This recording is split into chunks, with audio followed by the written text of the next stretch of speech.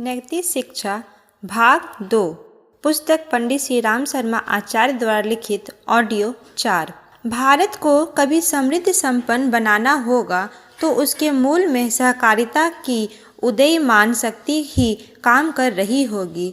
एक लड़का पढ़ने के उद्देश्य से बम्बई गया, पर पास में कुल 20 रुपये थे। उसी में खाना खर्च, उसी में पुस्तकें और मकान किराया, सारा खर्च कैसे चले। बड़ी देर सोचने के बाद एक युक्ति ध्यान में आई। रहने के लिए एक किराए का मकान ढूंढा और साथ साथ 4 साथी भी। एक ऐसा ढाबा ढूंढा जहां कई लोगों का सामूहिक खाना बन जाता था। पढ़ने के लिए 1 रुपया देकर पीटर पुस्तकालय की सदस्यता स्वीकार की।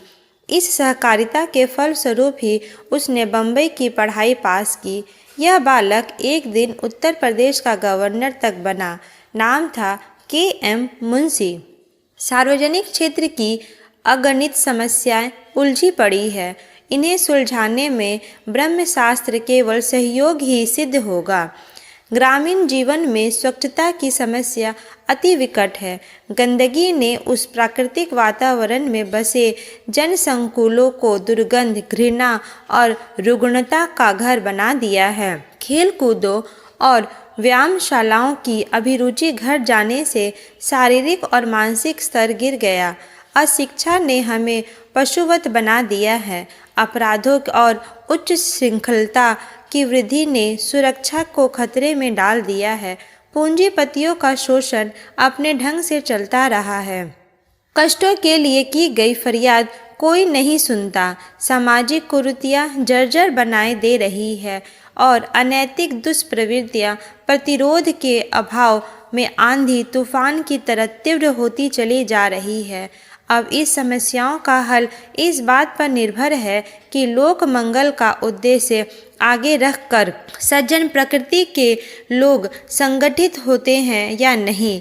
यदि उनमें सहकारिता और सेवा प्रवृत्ति जाग पड़े और थोड़ा थोड़ा समय, श्रम तथा धन कल्याण के लिए नियोजित करने लगे तो वह स्वयंसेवक सेना चमत्कार उत्पन्न कर सकती है। उपर्युक्त स्तर की हर कठिनाई से यह संगठन सहज ही निपट सकता है।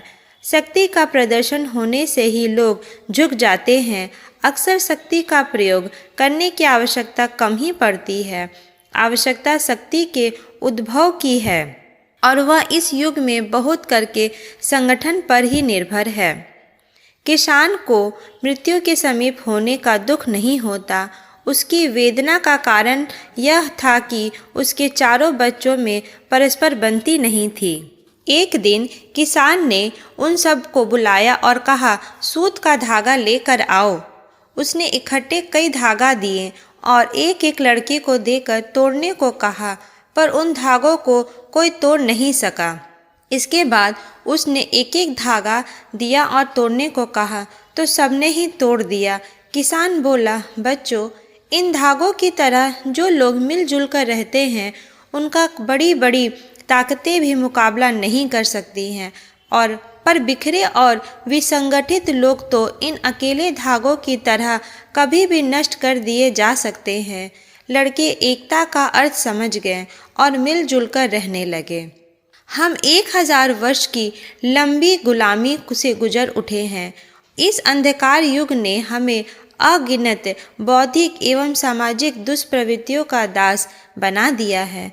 अतीत का गौरवपूर्ण इतिहास तो है, पर उसी अनुपात में हम दुर्दशाग्रस्त हो रहे हैं। यदि किसी को सुधार के लिए दर्द और परिवर्तन के लिए उत्साह उठता हो तो सबसे पहले काम यह हाथ में लेना चाहिए कि सेवाभावी सज्जनों को संगठित कर डालें और उनके सामूहिक सत्य प्रयत्नों को हर क्षेत्र में नियोजित करने के लिए प्रेरित करते रहें। युग निर्माण योजना का यही प्रयत्न है। इन प्रयत्नों को अभीष्ट सहयोग मिल सका तो संगठन और सहकारिता की सम्मिलित शक्ति से हर दिशा में प्रगति और समृद्धि का सत्परिणाम प्रस्तुत किया जा सकता है। उचित यही है कि उदार सहकारिता को अंगीकार करे तथा अपना और समस्त मानव जाति का भला करे। प्रश्न 1। पशु और मानव दोनों की प्रगति में इतना अधिक अंतर क्यों है? सामाजिक आधार पर समझाएं। सहकारिता की प्रवृत्ति में आध्यात्मिक आदर्श किस प्रकार जुड़े हुए हैं? 3. स्वार्थी व्यक्ति की परिभाषा दें। किस प्रकार इकाई मिलाकर एक विशाल समूह का निर्माण करते हैं? उदाहरणों के द्वारा समझाएं। प्रजातंत्र युग में सहकारिता का महत्व कहाँ तक है? कृषि व्यवसाय, उत्पादन, उद्योग आदि में भी सहकारिता का महत्व कहाँ तक है? युग निर्माण योजना इस समय सहकारिता का युग स्थापित करने के लिए क्या प्रयत्न कर रही है? सामाजिक शोषण, अशिक्षा आदि सहकारिता के द्वारा किस प्रकार हल कर सकेंगे? अध्यापक का गौरव और उत्तरदायित्व। अध्यापक का पद, गौरव और उत्तरदायित्व आजीविका के लिए नौकरी करने वाले साधारण कर्मचारियों से कहीं ऊंचा है। भले ही उसे निर्वाह के लिए वेतन लेना पड़ता हो, पर जिस प्रकार अन्य वेतनभोगी कर्मचारी सामने प्रस्तुत किए गए काम को निपटाकर छुट्टी पा लेते हैं, उतने मात्र से अध्यापक का काम नहीं चल सकता। उसे अपने पद के साथ जुड़े हुए उस उत्तरदायित्व को समझना चाहिए कि बालकों का मानसिक स्तर, उनका भावी चरित्र, उस पर निर्धारित राष्ट्र का भविष्य निर्माण करना है। महर्षि अश्वलायन को इस बात का बड़ा गर्व था कि उनका पढ़ाया हुआ हर छात्र राष्ट्र का प्रतिभाशाली और यशस्वी व्यक्ति है। प्रधानमंत्री, सेनापति से लेकर कुरु पद का कृषि पंडित भी उन्हीं का छात्र था। तभी एक दिन उन्होंने सुना कि उन्हीं का एक छात्र देवदत्त दस्यु हो गया है। उसके क्रूर कर्मों के कारण कुरु पद में त्राही त्राही मच गई। कोई भी सेना और सेनापति उसे वश में नहीं कर सका। भीषण रात, आकाश में बादल घिरे हुए। महर्षि को रोका भी गया, पर वे नहीं रुके। सीधे वहीं पहुँचे जहाँ देवदत्त दस्यु कर्म किया करता था। अंधेरे में एक छाया देखते ही देवदत्त ने ललकारा, रुक जाओ, नहीं तो खड्ग प्रहार करता हूँ। किंतु आगंतुक रुका नहीं। देवदत्त दस्यु का खड्ग छूटा और आगंतुक के माथे में जा धंसा। रक्त के फव्वारे के साथ आकाश में बिजली चमकी और देवदत्त महर्षि के चरणों में गिर गया। गुरुदेव, यह क्या हुआ? तीव्र वेदना ने देवदत्त चिल्लाया। महर्षि ने कहा, वत्स, मेरे शिक्षण में कुछ कमी रह गई थी, उसका दंड मुझे मिलना ही था। देवदत्त गुरु का आशय समझ गया। फिर उसने कभी भी डकैती नहीं डाली। निसंदेह माता पिता एवं अन्य अभिभावक की तरह अध्यापक का भी बालकों के निर्माण में बहुत बड़ा हाथ होता है। अभिभावक आमतौर से जन्म देते हैं, भरण पोषण की व्यवस्था करते तथा लाड़ चाव भी दे पाते हैं।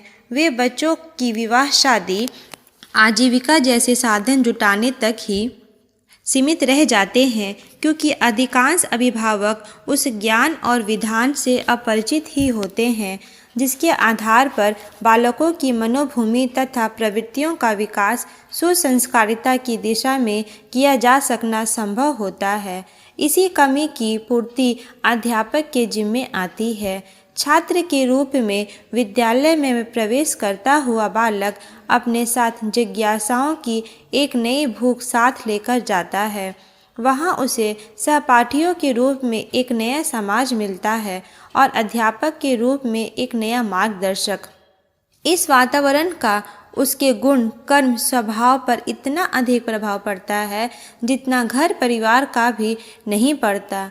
यूँ पारिवारिक संस्कारों का महत्व भी कम नहीं है, पर यह स्वीकार किया ही जाना चाहिए कि विद्यालय शिक्षा पद्धति एवं अध्यापक की रीति नीति की महत्ता उससे अधिक ही है, कम नहीं। महामना मदन मोहन मालवीय आभा सेवा समिति के सभापति थे। एक बार हरिद्वार में कुंभ मेला का कैंप लगा। एक दिन तीव्र धूप और गर्मी से परेशान एक स्वयंसेवक कैंप की ओर जा रहा था। मालवीय जी ने देखा तो बोले, मैं भी कैंप चल रहा हूँ, तुम मेरे छाते में आ जाओ।